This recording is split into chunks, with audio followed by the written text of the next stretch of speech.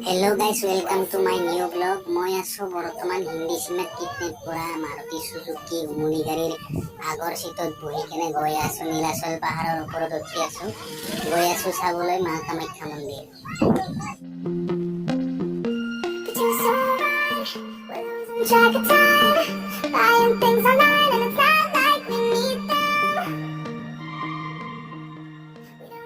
পাহাৰৰ ওপৰত আহি পালো, গাড়ীৰ ভাড়া দিলো, নামিলো। এতিয়া গৈ আছো। এতিয়া বৰ্তমান আমি চেণ্ডেল থব লাগে আৰু প্ৰসাদ ধূপ ধূনা ল'ব লাগে।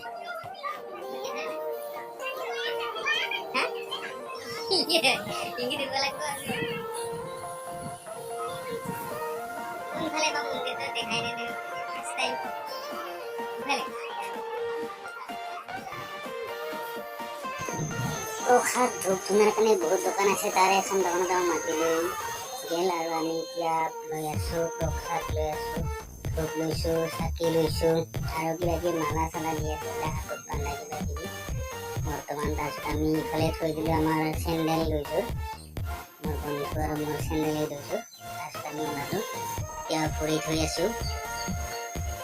এতিয়া ভৰি থৈ কিনে যাব লাগিব ওপৰলৈ, মেইন মন্দিৰলৈ।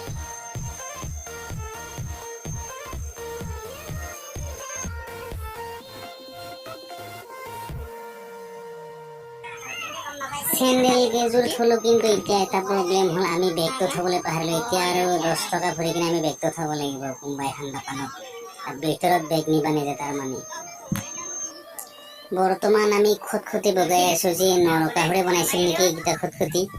নৰকাসুৰে হুকুম কৰিলে দুৰ্গম পথ মা কামাখ্যাক বিয়া পতাৰ কাৰণে যি নৰকাসুৰে এক ৰাতিত মানে একদম পুৰা খটখটি বনাই ৰেডি কৰিছিল। কিন্তু কামাখ্যা দেৱীয়ে ডুপ্লিকেট কুকুৰাৰ মাটি দি আধা ৰাতিতে কুকুৰাৰ দাগ দিয়াই কেনে নৰকাসুৰক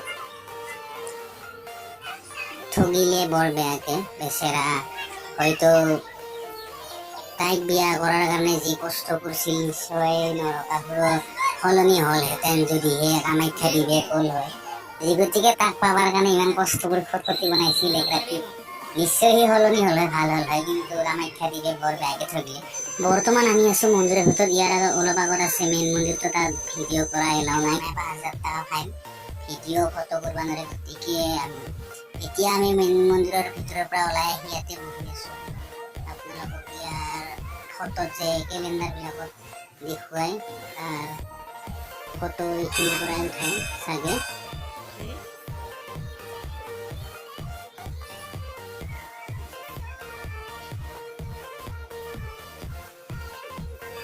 এইখিনি এতিয়া মই অলপ হিন্দী চিনেমাৰ নিচিনা একশ্যন দিছো আৰু। মিউজিয়াম কয় কি মিউজিয়াম আছে? মানুহ লাইন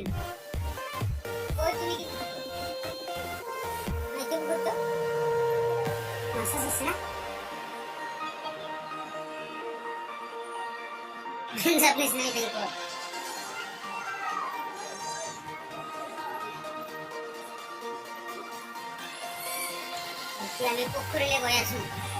কিছুমান সৰু সৰু ল'ৰা 3 বছৰ 5 বছৰ বা 7 বছৰত চুলি খুৰাই দিয়াৰ কাৰণে কামাখ্যাত যে লৈ আহে, এই পুখুৰীটোৰ পাৰতে দিয়ে চাগে, আজিও দি আছে।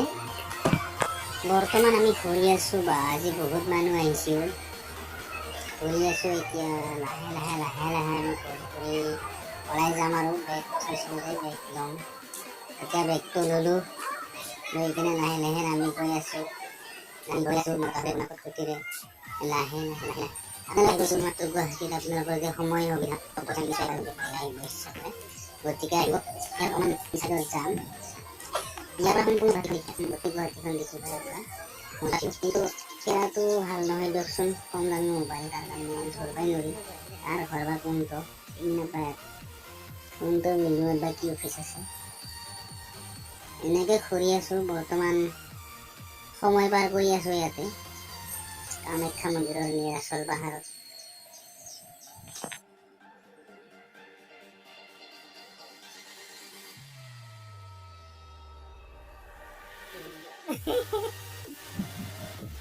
এতিয়া আমি আহিলো ব্ৰহ্মপুত্ৰৰ চাবলৈ।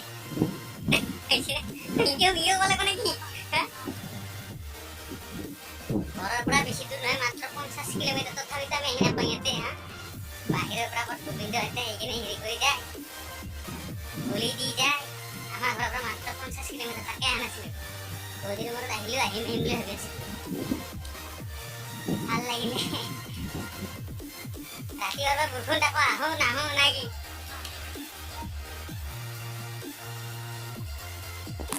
দলং মানে কি